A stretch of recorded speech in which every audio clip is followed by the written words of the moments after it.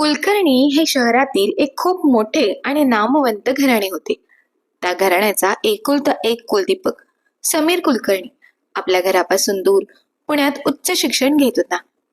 पुढे शिक्षण पूर्ण झाल्यानंतर समीर तिथल्याच एका कंपनीमध्ये नोकरी करू लागला. नोकरी करत असलेला समीर आता बहिणीच्या लग्नासाठी घरी आला होता. घरात लग्नाची अगदी जोरदार तयारी चालू होती.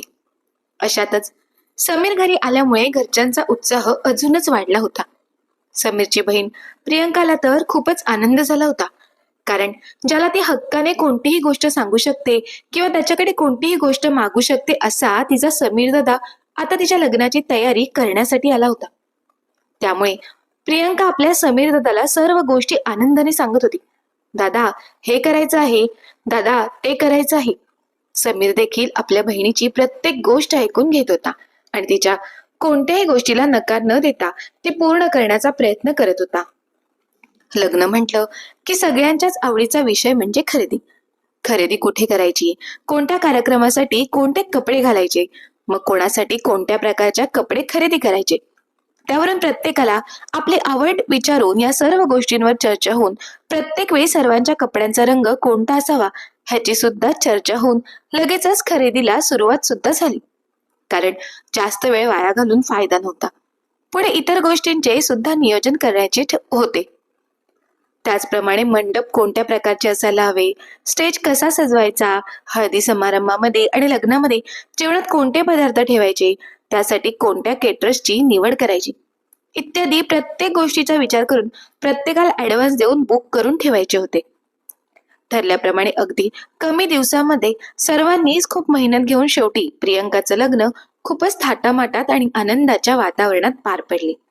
प्रियंकाची पाठवणी झाल्यानंतर दुसऱ्या दिवसापर्यंत हळूहळू लग्नासाठी आलेले सर्व पाहुणे नातेवाईक आपापल्या घरी निघून गेले. मग समीर आणि त्याचे आई बाबा अशी तीनच माणसे त्या घरात राहिली. समीरची अजून 2 दिवसाची सुट्टी बाकी होती. त्याने मुद्दाम होऊन आपल्या बहिणीच्या लग्नानंतर सुद्धा पुढे 2-3 दिवस सुट्टी घेतली होती. लग्नातील धावपळीमुळे थकवा येणार म्हणूनच समीरने जास्तीची सुट्टी घेतली होती. लग्न झाल्यानंतर दुसऱ्या दिवशी समीर आपल्या आई बाबांसोबत डिनरसाठी बसला होता. तेव्हा समीरच्या आईने सुनंदाताईंनी समीरच्या बाबांकडे समीरच्या लग्नाचा विषय काढला. अहो, ऐकलत का? आता प्रियंका तर तिच्या सासरी निघून गेली. एक जबाबदारीतून आपण मुक्त झालो. आता आपल्याला समीरच्या लग्नाचा विचार करायला हवा. समीर प्रियंकापेक्षा 2 वर्षांनी मोठा आहे, त्यामुळे पहिलं लग्न त्याचंच व्हायला हवे होते. पण मुलाचं लग्न थोडं उशिरा केलं तरी चालतं, पण मुलीचं लग्न हे वेळेतच व्हायला हवे. त्यामुळे आपण अगोदर प्रियंकाचं लग्न केलं. असले तरी आता समीरचं वय पण जास्त वाढायला नको, त्यामुळे त्याच्या लग्नाचा विचार करायलाच हवा. समीरच्या आईबाबांचे बोलणे त्याच्या समोरच चालू होते, परंतु त्या दोघांमध्ये तो एक शब्दही बोलला नाही. समीरची सुट्टी संपली आणि तो पुन्हा आपल्या नोकरीच्या ठिकाणी आला. पण आता समीर पूर्वीसारखा नव्हता. त्याच्या डोक्यात सतत तेच आईचे बोलणे येत होते की प्रियंकाचं तर लग्न झालं, आता समीरचं लग्न करायला हवं. या विचाराने तो अस्वस्थ होऊ लागला. शेवटी त्याने ही गोष्ट आपली प्रियसी निशाला सांगितली. निशा आणि समीरची ओळख उच्च शिक्षण घेत असताना झाली आणि ओळखीचे रूपांतर मग मैत्रीत झाले. शिक्षण पूर्ण झाल्यानंतर ते दोघेही एकाच कंपनीत काम करू लागले. तेव्हा दोघांनाही वाटू लागलं की आपण एकमेकांसाठी अगदी योग्य आहोत, कारण दोघेही उच्च शिक्षित होते, कमवत होते. अशातच दोघेही आपल्या कुटुंबापासून लांब राहत असल्या कारणाने दोघांचे सतत भेटणे सुरू झाले आणि मैत्रीचे रूपांतर प्रेमात झाले. त्या दिवशी रात्री ते भेटले आणि जेव्हा समीरने आपल्या आईची गोष्ट निशाला सांगितली तेव्हा निशा समीरला म्हणाली, अरे समीर, तू अस्वस्थ होऊ नकोस. उलट हीच योग्य वेळ आहे. तू आपल्या प्रेमाविषयी तुझ्या घरी सांग आणि मी माझ्या घरी सांगेन. तसेही तुझ्या घरचे लोक तुझं लग्न करायला तयारच आहेत. त्यांना तुझ्यासाठी मुलगीचा शोध सुद्धा घ्यायला नको. लग्न म्हणजे काय, मुलाची आणि मुलीची पसंती झाली की सर्व पुढे गोष्टी बसून चर्चा करून रितसर पद्धतीने लग्न होतं. त्यावर समीर निशाला समजावून सांगतो, तू अगदी बरोबर बोलत आहेस, पण तुझ्या आणि माझ्या कौटुंबिक श्रीमंतीमध्ये खूप तफावत आहे. तुझे आई बाबा वीटभट्टीवर काम करतात, त्यामुळे त्यांचे राहणीमान आणि माझ्या घरच्या लोकांचे राहणीमान यामध्ये खूप फरक आहे. याच कारणाने माझे आई बाबा कधीही तुझा स्वीकार करणार नाहीत. पण याच्याही पुढे जाऊन मी तुला एक गोष्ट आत्ताच सांगतो, तू घाबरू नकोस. काहीही झाले तरी मला तुझ्या सोबतच लग्न करायचं आहे. आता ते आईबाबांना न दुखावता कसे करता येईल याच विचारांनी मी खूप अस्वस्थ आहे. अरे समीर, तुला एकाच वेळी दोन गोष्टी साध्य करता येणार नाहीत. त्यामुळे तू तुझ्या आईबाबांचा विचार कर. माझं काय, तुझ्या बरोबर नाही तर दुसऱ्या कोणत्या तरी मुलाबरोबर लग्न होईल. निशाच्या अशा बोलण्यावर समीर तिला म्हणतो, निशा, खरंच तू माझ्याशिवाय दुसऱ्या कोणत्या मुलाबरोबर लग्न करून सुखी राहशील का? निशा म्हणते, आयुष्यात माणसाचं प्रेम हे एकदाच आणि एकाच व्यक्तीवर होते. त्यामुळे पुढे काय होईल मला माहित नाही. परंतु तू माझ्यापेक्षा तुझ्या आई वडिलांचा विचार कर, ज्यांनी तुला जन्म दिला आहे, लहानाचं मोठं केलं आहे. अगोदर तू त्यांचा विचार करायला हवा असं मला वाटतं. अशा प्रकारे समीर आणि निशाची खूप वेळ चर्चा होते, परंतु त्यातून कोणताही निष्कर्ष निघत नाही. आता रात्रही खूप झाली होती आणि दोघांनाही दुसऱ्या दिवशी सकाळी ऑफिसला जायचे होते.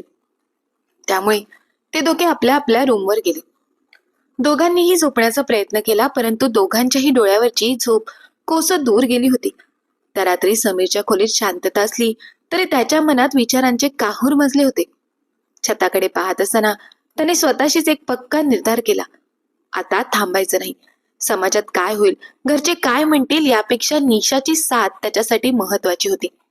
त्याने ठरवले की निशाला घेऊन लग्न करायचं आणि त्यानंतर येणाऱ्या प्रत्येक संकटाचा सामना खंबीरपणे करायचा.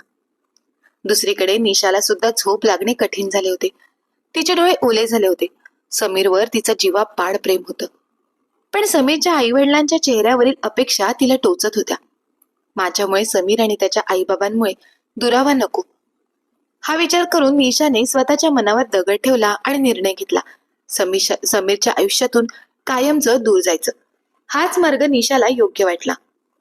दुसऱ्या दिवशी दोघेही नेहमीप्रमाणे ऑफिसमध्ये आले तर होते, पण दोघांचेही कामात लक्ष लागत नव्हते. संध्याकाळी ऑफिस सुटल्यावर दोघे गेट बाहेर समोरासमोर आले. दोघांच्याही मनात खूप काही साचले होते. एकाच वेळी दोघांच्या ओठातून शब्द बाहेर पडले, मला तुला एकांतात भेटायचं आहे, काहीतरी महत्वाचं सांगायचं आहे. त्यांनी रात्री 8 वाजता हॉटेल क्षणभर विश्रांतीमध्ये भेटण्याचे ठरवले आणि जड अंतकरणाने ते आपल्या रूमकडे निघाले. रात्रीचे 8 वाजले.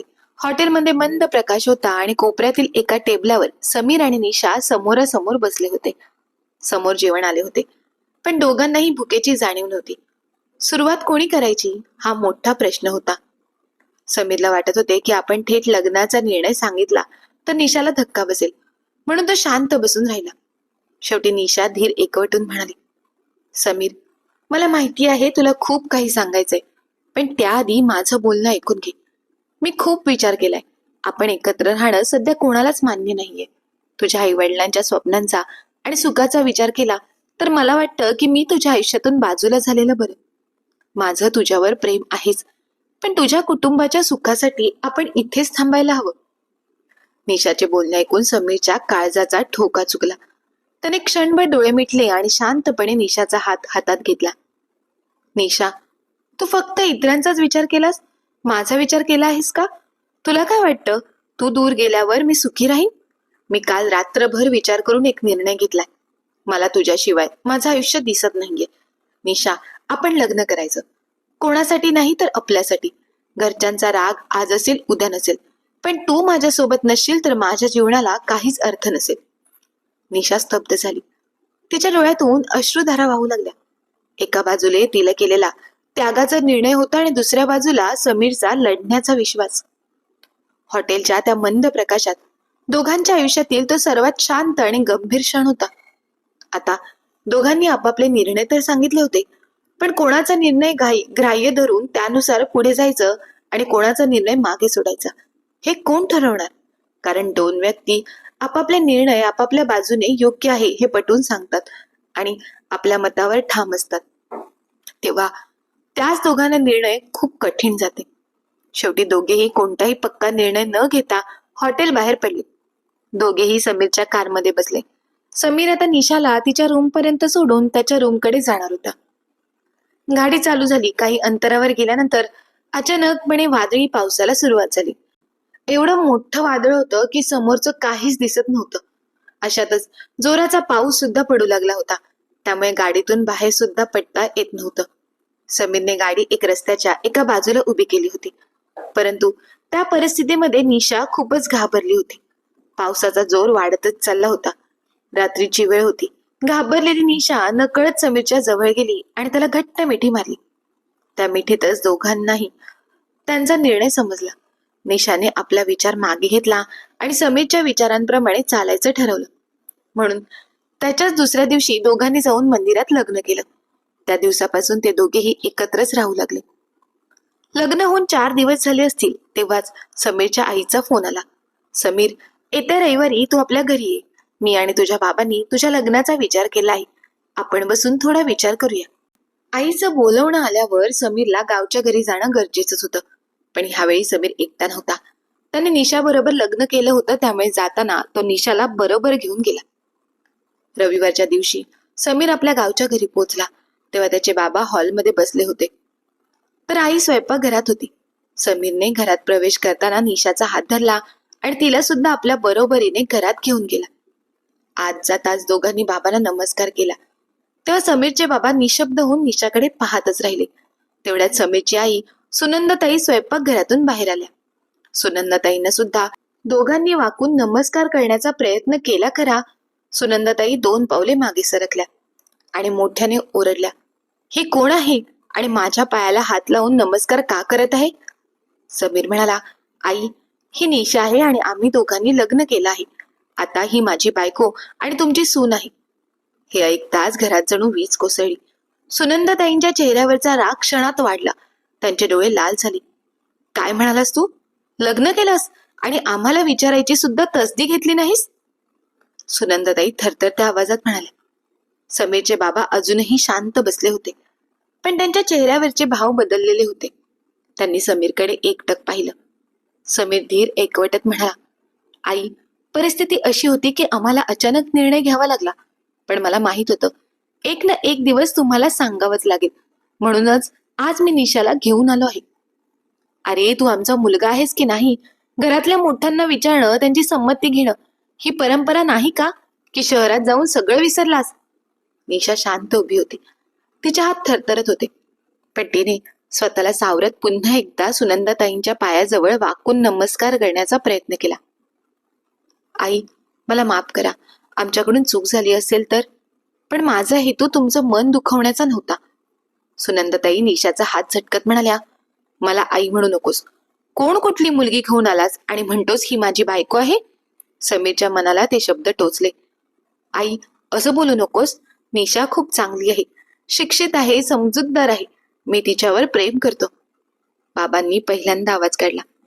समीर, प्रेम करतोस ते ठीक आहे, पण आम्हाला इतकं परक केलंस, आम्ही इतके वाईट होतो का? त्या प्रश्नाने समीर गप्प झाला. त्याच्या डोळ्यात पाणी आलं. बाबा, तसं नाही. मला भीती वाटत होती की तुम्ही नाही म्हणाल, म्हणून. सुनंदाताईने रागाने हातातला ओला रुमाल खुर्चीवर फेकला. म्हणजे तुझा आमच्यावर विश्वासच नव्हता. घरात काही क्षण शांतता पसरली. निशा हळू आवाजात म्हणाली, काका काकू, मला माहित आहे माझी जागा या घरात अजून तयार झालेली नाही, पण मी प्रयत्न करेन. तुमच्या परंपरा, तुमची माणसं सगळं स्वीकारेन. फक्त मला एक संधी द्या. सुनंदाताई निशाकडे तिरस्काराने पाहत म्हणाल्या, संधी? हे घर आहे, हा कोणता खेळ नाही. ते काही नाही समीर, तू या मुलीला जिथून घेऊन आला आहेस तिथे सोडून ये. काहीही झाले तरी ही मुलगी या घरची सून बनणार नाही म्हणजे नाही. अरे, ही तीच मुलगी आहे ना जिच्याविषयी तू एकदा आम्हाला सांगितलं होतंस की मुलगी छान आहे, पण तिचे आई बाबा वीटभट्टीवर काम करतात. त्यांचं स्वतःचं घर सुद्धा नाही. ते भाड्याने एका चाळीतील घरात राहतात. अशा लोकांची आपल्या घराण्यासोबत तुलना होऊ शकते का? समाजातील लोक आणि आपले नातेवाईक काय म्हणतील? आमचं नाक कापलं जाईल. लोक 4 चौघात तुझ्या बाबांना म्हणतील, तुमची सून कोणत्या घराण्यातून आली आहे ते अगोदर बघा, मग इतरांना उपदेश द्या. मग आमची काय इज्जत राहील रे? तू या गोष्टीचा थोडा तरी विचार केलास का? तू म्हणाला होतास तेव्हा आम्हाला वाटलं मैत्री वगैरे ठीक आहे, लग्नासाठी अशी मुलगी म्हणजे तू मस्करी करत असणार, म्हणून आम्ही त्या गोष्टीला जास्त महत्व दिलं नाही. पण तू तर हद्दच केलीस. ते काही नाही, अजून कोणाला माहित नाही तरच तू या मुलीला सोडून ये. त्यावर समीर अगदी नम्रपणे पण स्पष्ट शब्दात म्हणाला, आई, आता ही माझी बायको आहे, त्यामुळे मी तिला कुठेही सोडणार नाही. जिथे मी असेल तिथेच माझी बायको सुद्धा असेल. तुला निशा या घरात नको असेल तर ती या घरात राहणार नाही, आणि जर निशा या घरात राहणार नसेल तर मी सुद्धा या घरात राहणार नाही. समीरचे असे बोलणे ऐकताच त्याचे बाबा उठले आणि समीरच्या आईकडे पाहत शांतपणे म्हणाले, सुनंदा, समीर आपला मुलगा आहे. त्याच्याकडून चूक झाली असेल तर आपण त्याला समजावू, पण लगेच तो घरात आल्याबरोबर उभ्यानेच वाद घालणे योग्य नाही. सुनंदाताई थोड्या शांत झाल्या, पण त्यांचा राग मात्र अजून शांत झाला नव्हता. तुम्हीही त्याच्या बाजूनेच बोलणार का? बाबा म्हणाले, मी कोणाच्याच बाजूने नाही, पण आपल्याच लेकराला घराबाहेर ठेवायचं? लोक काय म्हणतील? आपलं मूल परक होऊ नये, लोकांना बोलण्याची संधी मिळू नये असे मला वाटते, बस, बाकी काही नाही. सुनंदाताई अजूनही कठोरपणे उभ्या होत्या. निशा हळूच म्हणाली, आई, म्हणजे काकू, मी काही मदत करू का? चहा तरी बनवू का? सुनंदाताईंनी काहीच उत्तर दिलं नाही, पण काही क्षणांनी त्या म्हणाल्या, गॅसवर दूध ठेवलंय, उतू जाईल. तोच त्यांचा पहिला मूक स्वीकार होता. निशाने पटकन स्वयंपाकघरात जाऊन गॅस बंद केला, पातेले काढले आणि चहा बनवू लागली. तिच्या हातात अजूनही थरथर होती, पण मनात एक आशेचा किरण होता. बाबा हॉलमध्ये बसून समीरशी हळू आवाजात बोलू लागले, लग्न केलं आहेस तर जबाबदारी सुद्धा घ्यावी लागेल, तिची आणि आम्हा दोघांची. समीरने मान डोलावली. थोड्या वेळाने निशा चहाचा ट्रे घेऊन बाहेर आली. निशाने अगोदर समीरच्या बाबांना, मग सुनंदाताईंना चहा दिला. सुनंदाताईंनी चहाचा घोट घेतल्याबरोबर मोठ्याने म्हणाल्या, साखर थोडी कमी आहे. निशा घाबरली. लगेच थोडी साखर घेऊन येते. सुनंदाताई हलक्या आवाजात म्हणाल्या, राहू दे, चालेल. त्या एका वाक्याने वातावरण शांत झालं. समीरने निशाकडे पाहिलं. तिच्या डोळ्यात अश्रू होते, पण चेहऱ्यावर हसू होतं. त्या दिवशी निशाला पूर्ण स्वीकारण्यात आलं नाही, पण निदान तिच्यासाठी घराचं दार बंद झालं नाही. सुनंदाताईंच्या मनात अजून प्रश्न होते, पण एक छोटंसं दार उघडलं होतं. त्याच दिवशी संध्याकाळी प्रियंका सुद्धा आपल्या सासरच्या घरून माहेरी आली. तिलाही आपल्या समीर दादाच्या लग्नाविषयी सांगण्यात आलं, पण प्रियंका आधुनिक जगातील मुलगी असल्या कारणाने तिने लगेचच आपल्या निशा वहिनीचा स्वीकार केला. एक दिवस राहिल्यानंतर समीर आणि निशा पुन्हा आपल्या नोकरीच्या ठिकाणी आले. प्रियंका तिच्या सासरच्या घरी गेली. मग आई बाबा दोघेच घरी राहिले. 4 महिने असेच निघून गेले. 4 महिन्यांनी एक दिवस समीरने आपल्या आई बाबांना फोन करून तुम्ही आजी आजोबा होणार ही आनंदाची बातमी दिली. ही बातमी ऐकून सुनंदाताईंना आनंद न होता त्यांच्यातील निशांविषयीची द्वेषाची भावना अजूनच वाढली. सुनंदाताई विचार करू लागल्या, आता ही मुलगी बाळाला जन्म देणार, म्हणजे ही कधीच माझ्या मुलाच्या आयुष्यातून दूर होणार नाही. त्यामुळे आत्ताच आपल्याला काहीतरी करायला हवं. सुनंदाताई बाहेरून जरी प्रेमळ आणि काळजीवाहू वाटत असल्या तरी त्यांच्या मनात मात्र एक वेगळीच कपट नीती शिजत होती. त्यांना निशा कधीच मनापासून मान्य नव्हती. आता तर निशाच्या पोटात समीरचं बाळ वाढत होतं. त्या विचाराने सुनंदाताईंच्या मनात अस्वस्थता वाढत होती. त्या सतत विचार करत होत्या, काहीही करून या मुलीला माझ्या मुलाच्या आयुष्यातून कायमचं दूर करायचं. शेवटी त्यांनी एक योजना आखली. त्यांनी समीरला फोन केला. आपल्या आवाजात प्रेम आणि आपुलकी आणत त्या म्हणाल्या, समीर, निशा गरोदर आहे. अशा अवस्थेत सुरुवातीचे महिने खूप महत्वाचे असतात. या महिन्यांमध्ये गरोदर महिलेला आईच्या मायेची गरज असते आणि कोणाच्या तरी अनुभवी मार्गदर्शनाची गरज असते. म्हणून तू तिला काही दिवसांसाठी गावी घेऊन ये. इथे मी तिचे लाड करू शकेन. समीरला आईचं बोलणं खरं वाटलं. तो म्हणाला, ठीक आहे आई, आम्ही दोघं काही दिवसांसाठी गावी येतो. हे ऐकून सुनंदाताई थोड्या गोंधळल्या. त्यांना वाटलं होतं की फक्त निशा येईल, पण आता समीरही येणार होता. तरीही त्यांनी शांतपणे होकार दिला. 2 दिवस सगळं सुरळीत चाललं, पण 3ऱ्या दिवशी समीरला ऑफिसमधून अर्जंट कामासाठी बोलावणं आलं. त्यामुळे तो निशाला आईसोबत ठेवून शहरात परतला. समीर निघून गेल्याबरोबर सुनंदाताई आपल्या डावासाठी सज्ज झाल्या. 2ऱ्या दिवशी त्यांनी निशाला मंदिरात नेलं. मंदिरात देवासमोर उभं करून त्यांनी तिच्या हातावर हात ठेवत शपथ घातली, निशा, जर तुला समीरचं खरंच भलं व्हावं असं वाटत असेल तर त्याच्या आयुष्यातून कायमची दूर हो, नाहीतर मी तुझ्यासह तुझ्या पूर्ण कुटुंबाला उद्ध्वस्त करेन. सुनंदाताईंचे हे बोलणं ऐकून निशाच्या पायाखालची जमीनच सरकली. डोळ्यात अश्रू तरळले. ती थरथरत्या आवाजात म्हणाली, आई, माझं ठीक आहे, पण माझ्या पोटात वाढणारं समीर आणि माझं बाळ, त्याचं काय? सुनंदाताईंचा चेहरा कठोर झाला. तू काहीही कर, पण पुन्हा आमच्या घराच्या दारात पाऊल ठेवू नकोस. निशा हतबल झाली. तिचं समीरवर प्रेम होतं, त्यामुळे आपल्या प्रिय व्यक्तीच्या आयुष्यात निशाला वादळ आणायचं नव्हतं. सुनंदाताईंना समीरचं लग्न समीरच्या बाबांच्या एका मित्राच्या मुलीसोबत करून द्यायचं होतं. ते खूप श्रीमंत होते आणि करिश्मा नावाची त्यांची एकुलती एक मुलगी होती. त्यामुळे समीरच्या बाबांना आणि सुनंदाताईंना करिश्मा बरोबर समीरचं लग्न करून त्यांच्या मुलीसह त्यांची सर्व संपत्ती मिळवायची होती. हे समजतात निशाला त्यांची लालची वृत्ती समजली. तिने विचार केला, जर आपण यांचं मत धुडकावून इथेच राहण्याचा प्रयत्न केला तर आपल्यासह समीरला सुद्धा खूप त्रास होईल. हाच विचार करून निशा तिथूनच बाहेर पडली. शिक्षणाच्या बळावर तिने दुसऱ्या शहरात नोकरी शोधली आणि कुणालाही काही न सांगता ती तिथे स्थायिक झाली. दुःख घेऊन ती भविष्यासाठी झटू लागली. इकडे मात्र सुनंदाताईंनी एक भयानक खोटं रचलं.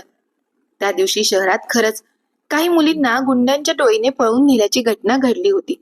सुनंदाताईंनी त्याच घटनेचा फायदा घेतला. समीरने संध्याकाळी निशाला फोन केला तर तिचा फोन बंद आला, म्हणून त्याने आपल्या आईला सुनंदाताईंना फोन केला. तेव्हा त्या रडत रडत म्हणाल्या, समीर, निशा आणि मी आम्ही दोघी मंदिरातून परत येत होतो. अचानक गुंड्यांची टोळी आली. ते काही मुलींना उचलून घेऊन गेले रे. त्यात आपली निशा सुद्धा होती. आम्ही अजून पोलीस स्टेशनमध्ये आहोत. हे ऐकताच समीरच्या पायाखालची जमीनच सरकली. तो तातडीने गावी पोहोचला. पोलीस स्टेशनमध्ये चौकशी केली तर त्या गुन्ह्याच्या यादीत अपहरण झालेल्या मुलींमध्ये निशाचं नाव देखील होतं. त्या दिवशी खरंच अशी घटना घडली होती, पण निशाच्या गायब होण्यामागचं खरं कारण वेगळंच होतं. सुनंदाताईंनी जाणीवपूर्वक तिला त्या प्रकरणात गुंतवलं होतं. त्या प्रकरणाचा आधार घेऊन निशाच्या आईवडिलांची आणि समीरची दिशाभूल करण्यात आली होती.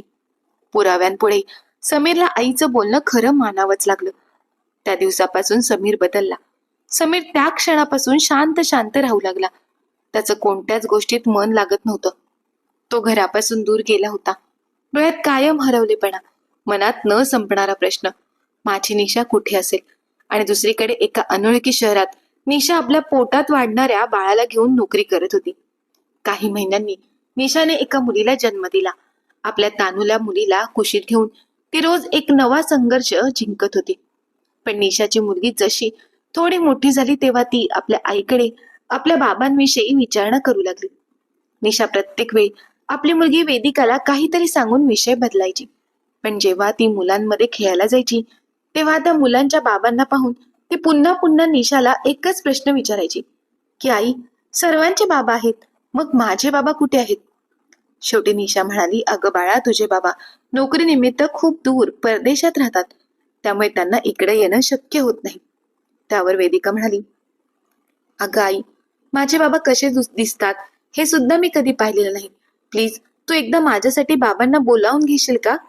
आता मात्र निशाने आपल्याकडे आपल्या नवऱ्याचा जो फोटो होता तो फोटो वेदिकाला दाखवला आणि तिला म्हणाली, तुला तुझे बाबा पाहिजे होते ना, हे बघ. वेदिकाने लगेचच आपल्या बाबांचा फोटो हातात घेतला आणि त्याच्याकडे एकटक पाहत राहिली. तिने आपल्या बाबांना अगदी निरखून पाहिलं. मग म्हणाली, आई, बाबांचं नाक आणि माझे डोळे अगदी सारखेच आहेत ना? निशाने होकारार्थी मान हलवली, परंतु ती काही म्हणाली नाही. दिवस असेच निघून जात होते. वेदिका दिवसेंदिवस मोठी होत चालली होती. अशातच एक दिवस समीर आपल्या ऑफिसच्या मीटिंगसाठी निशा राहत असलेल्या शहरात गेला. त्याला सकाळी 11 वाजता मीटिंगला पोहोचायचे होते, परंतु ट्रॅफिक असल्या कारणाने एअरपोर्टवर उतरून टॅक्सीने मीटिंग असलेल्या ठिकाणी पोहोचायला समीरला उशीर झाला होता. मीटिंग हॉलच्या बिल्डिंग समोर उतरल्यानंतर समीर पटकन आतमध्ये जाण्याचा प्रयत्न करत होता. तेवढ्यात एक मुलगी येऊन त्याला धडकली आणि पडली. समीरने लगेचच त्या मुलीला उचलले आणि तिला विचारू लागला, बाळा, तुला काही लागले तर नाही ना? हे विचारत असताना त्या मुलीने समीरचा चेहरा पाहिला आणि ती म्हणाली, बाबा, बाबा. त्या मुलीचे असे बोलणे ऐकून समीर गोंधळला. पण तेवढ्यात निशा धावतच तिथे आली आणि तिने वेदिकाला आपल्या जवळ घेतली. जेव्हा समीरने त्या मुलीच्या आईचा चेहरा पाहिला तेव्हा त्याला खूप मोठा धक्का बसला. कारण ती दुसरी तिसरी कोणी नसून त्याची प्रियसी आणि लग्नाची बायको निशा होती. तो लगेचच तिला विचारू लागला, निशा, तुला तर गुंड्यांनी किडनॅप केली होती ना? निशा काहीही न बोलता तिथून जाण्याचा प्रयत्न करू लागली. तेव्हा समीरने लगेचच तिचा हात पकडला आणि तिला थांबवली आणि ती राहत असलेला पत्ता विचारला. मीटिंग झाल्यावर समीर लगेचच त्या पत्त्यावर पोहोचला. तेव्हा निशा त्याला म्हणाली, तू कोण आहेस? आता मी तुला ओळखत नाही, त्यामुळे तू माझ्या आयुष्यातून दूर निघून जा. तू उगाच माझ्या मागे का लागला आहेस? समीर म्हणाला, निशा, तू असं का म्हणते आहेस? तुला सुद्धा चांगलं माहित आहे माझं तुझ्यावर खूप प्रेम होतं आणि आजही आहे. आणि तुझेही माझ्यावर खूप प्रेम होते. आपण दोघांनी लग्न सुद्धा केलं आहे. तू माझी बायको आहेस तरी सुद्धा तू असं का म्हणत आहेस? निशा रागाने म्हणाली, या सर्व प्रश्नांची उत्तरे तू स्वतःला विचार किंवा तुझ्या घरच्यांना विचार. पण आता तुझा आणि माझा कोणताही संबंध नाही. त्यावेळी समीरने हात जोडून निशाची माफी मागितली आणि त्याच्या आईने त्याला जे काही सांगितले होते ती सर्व गोष्ट निशाला सांगितली. त्या ऐकल्याबरोबर निशाला आश्चर्याचा धक्का बसला, कारण त्यातील कोणतीच गोष्ट घडली नव्हती. निशा अजूनही संभ्रमात होती, कारण जेव्हा समीर तिला भेटला तेव्हा तो एकच वाक्य म्हणाला होता, तुला गुंड्यांनी किडनॅप केलं होतं ना? या वाक्याचा अर्थ निशाला आता उमगला होता आणि तिला या गोष्टीची सुद्धा जाणीव झाली होती की जे काही घडले आहे किंवा सासूबाईंनी मला सांगितलं ही गोष्ट समीरला माहित नाही. म्हणून तिने समीरला घरात बोलावून घेतले आणि त्याची आई जे काही म्हणाली होती तो सर्व प्रसंग सविस्तरपणे तिने समीर समोर मांडला. तेव्हा समीरला खूप मोठा धक्का बसला. आपली आई आपल्या सुनेसोबत अशी कशी वागू शकते? समीरला आईचा खूप राग आला होता. त्याने निशाला लगेच तयार होण्यास सांगितले. अजून सुद्धा निशा त्याच्यासोबत जायला तयार नव्हती. शेवटी समीरने विनवणी केल्यानंतर निशा समीर सोबत जायला तयार झाली. समीर आणि निशा दोघेही आपल्या मुलीला वेदिकाला घेऊन आपल्या घरी पोहोचले. समीरच्या आईने जेव्हा निशाला समीर सोबत पाहिले तेव्हा तिच्या पायाखालची जमीनच सरकली. परंतु तरीही समीरची आई सुनंदाताई हार म्हणायला तयार नव्हत्या. त्या लगेच निशाला संतापून म्हणाल्या, अगं तू कुठे तोंड काळं करायला गेली होतीस आणि आता तोंड काळं करून पुन्हा या घरात का आली आहेस? जशी आली आहेस त्याच पावली निघून जा. आता तुला या घरात जागा नाही. तू तुझ्या मोह मायेने माझ्या मुलाचं मतपरिवर्तन करू शकशील, परंतु माझे नाही. मी तुझ्यासारख्या बाईला या घरात घेणार नाही. तेवढ्यात मध्येच वेदिका म्हणाली, बाबा ही कोण बाई आहे आणि ही आईला अशी ओरडून का बोलत आहे? तिला शांत राहायला सांगा ना. समीरच्या रागाचा पारा आता खूप वाढला होता. आई, मला जास्त बोलायला लावू नकोस. निशाने मला सर्व काही सांगितलं आहे. त्यामुळे आता या घरातून बाहेर जाण्याची वेळ कोणावर आली आहे तर हे तुला वेगळं सांगायची गरज नाही. आई, मला तुझ्याकडून ही अपेक्षा नव्हती. तू असं का वागलीस? समीरच्या अशा बोलण्याने सुनंदाताईंनी लाजेने आपली मान खाली घातली. त्यांना आता कळून चुकलं होतं की आपल्या मुलाला सर्व काही समजलं आहे. आता आपण काही म्हणालो तर आपला मुलगा एकतर आपल्याला घराबाहेर काढेल, नाहीतर स्वतः तरी कायमचा आपल्यापासून दूर निघून जाईल. या भीतीपोटी सुनंदाताईंनी तोंडातून एक शब्द देखील बाहेर काढला नाही. पण समीरचा राग काही केल्यास शांत होत नव्हता. तो सतत बडबडत होता. तेव्हा निशा पुढे आली आणि तिने समीरचा हात पकडला आणि म्हणाली, अहो असू द्या, किती काही झालं तरी त्या तुमच्या आई आहेत. माणूस म्हटला की माणसाकडून चूकही होतेच. तुम्ही त्यांना माफ करायला हवं. समीर लगेचच रागाने निशाकडे पाहत म्हणाला, निशा, चक्क हे तू म्हणत आहेस? अगं जिने तुला तुझ्या नवऱ्यापासून दूर केलं, तुला मरण यातना भोगायला लावल्या, तिच्याविषयी तू एवढा चांगला विचार कशी करू शकतेस? अहो प्रत्येक माणसाचे संस्कार आणि प्रत्येकाची विचार करण्याची पद्धत वेगळी असते. एखाद्या व्यक्तीला जर आपण अर्धा ग्लास भरून पाणी दिले तर तो मनापासून आपला आदर करेल की अरे वा, आपण आल्याबरोबर आपल्याला पाणी दिले. पण दुसऱ्या माणसाला तसाच अर्धा ग्लास भरून पाणी दिलं तर तो विचार करेल, अरे पाणी तर दिले पण अर्धा ग्लास रिकामाच आहे. याला म्हणतात, एकाच गोष्टीकडे वेगवेगळ्या माणसांनी पाहिले तर त्यांच्या मनामध्ये वेगवेगळे विचार येतात. तसेच काहीसे आईंच्या बाबतीत घडले असावे. त्यामुळे तुम्ही जास्त विचार न करता त्यांना मोठ्या मनाने माफ केलं तर त्यात तुमच्याच मनाचा मोठेपणा वाढेल. आपल्या सुनबाईचे एवढे मौल्यवान विचार ऐकल्याबरोबर सुनंदाताईंच्या डोळ्यात पाणी आले. त्यांना आठवले की पैशाच्या हव्यासापोटी आपण निशाला समीरच्या आयुष्यातून दूर करून त्याचे दुसऱ्या मुलीबरोबर लग्न करून देणार होतो. परंतु प्रेम आणि संस्कार काय असतात याची जाणीव सुनंदाताईंना झाली. म्हणूनच त्यांनी लगेचच निशाजवळ जाऊन निशाला घट्ट मिठी मारली आणि आपल्या नातीला कडेवर उचलून घेतले. हे दृश्य पाहून समीरच्या मनाला एक वेगळ्याच प्रकारची शांती मिळाली. मग त्याने आपल्या आईला माफ करून तो आपली बायको निशा आणि मुलीसह त्याच घरात राहू लागला. आता मात्र सुनंदाताईंनी मनापासून निशाला आपली सून म्हणून स्वीकारले होते. त्यामुळेच घरामध्ये आनंदाचे वातावरण आहे. या कथेमधून आपल्याला ही शिकवण मिळते की माणसाचे विचार संस्कारयुक्त आणि स्थिर असतील तर समोरच्या व्यक्तीचे विचार कितीही कुसंस्कारी असतील तर एक ना एक दिवस निशाप्रमाणे संस्कारी सुनंदाताईंप्रमाणे कुसंस्कारी असणाऱ्या आपल्या सासूला स्वतःची चूक लक्षात आणून देतातच. तर मित्र आणि मैत्रिणींनो, निशाने दाखवलेल्या मनाचा मोठेपणा आणि त्याला समीरने दिलेली साथ याविषयी आपलं काय मत आहे ते आम्हाला कमेंट बॉक्समध्ये कमेंट करून नक्की कळवा. आणि जर का तुम्हाला ही कथा मनापासून आवडली असेल तर कथेला लाईक, शेअर आणि आपल्या चॅनलला सबस्क्राईब करायला विसरू नका. भेटूया अशाच बोध कथांसह. धन्यवाद.